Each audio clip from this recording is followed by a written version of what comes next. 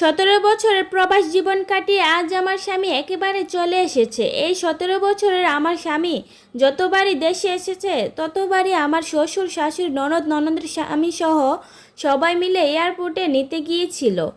17 বছর পর যখন আমার স্বামী একেবারে চলে এসেছে, বলতে পারেন তার প্রবাস জীবনে আমার স্বামীর কোম্পানিতে ধরা খেয়ে এসেছে। সে আর কখনোই যেতে পারবে না, এমনকি তার বয়সও হয়েছে।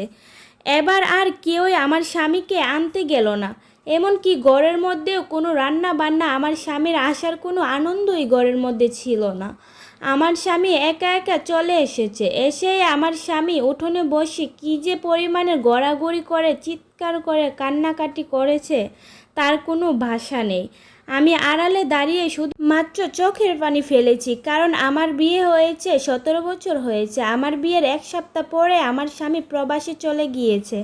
কত লাঞ্ছনা, কত অবহেলা, কত অত্যাচার আমি এই সংসারে মাথা পেতে নিয়েছি। আমার স্বামীও আমাকে পাত্তা দেয়নি তখন, যখন সে 2 হাত ভর্তি টাকা ইনকাম করেছে। তখন তার বোনের জামাই, তার ভাই বোন সবাই তাকে চিনেছিল, কিন্তু আমার স্বামী আমাকে একদমই চিনিনি। আমি সংসারের মেজু বউ ছিলাম, আমাকে তেমন একটা মূল্যায়ন করা হয়নি কখনো।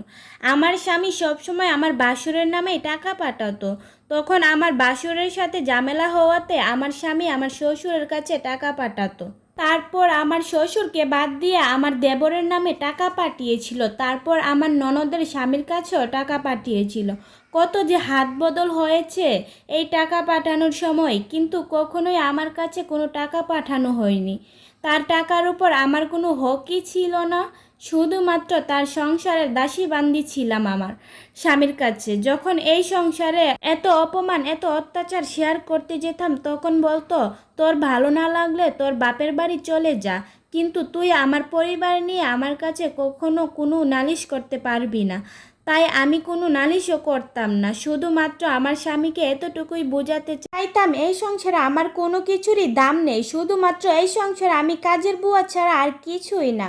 আমার স্বামী যেহেতু বিয়ের অল্প দিনের মধ্যে প্রবাসে চলে গিয়েছিল, সেহেতু আমার কোনো সন্তানও হয়নি এই 5 বছর।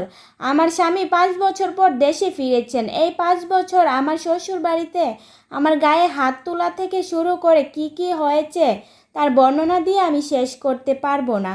কিন্তু কোনো দিন কারো কাছে কিছুরই সান্ত্বনা পাইনি।